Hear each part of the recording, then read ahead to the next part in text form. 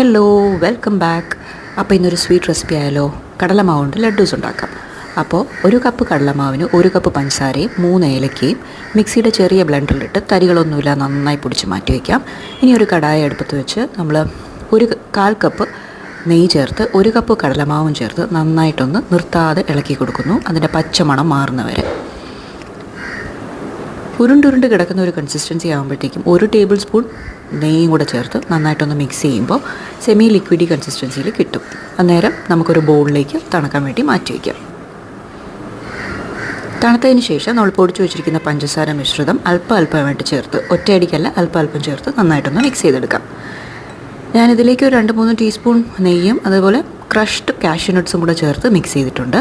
അപ്പോൾ ഉരുള പിടിക്കാൻ പരുവാകുമ്പോഴത്തേക്കും 2 കൈയും നെയ്യ് വെച്ച് പുരട്ടി നമുക്ക് ബോൾസ് ഉണ്ടാക്കിയെടുക്കാം. അപ്പോൾ വളരെ കുറച്ച് ഇൻഗ്രീഡിയൻസ് ഉണ്ട്. Soft and super sweet laddoos റെഡിയല്ലേ?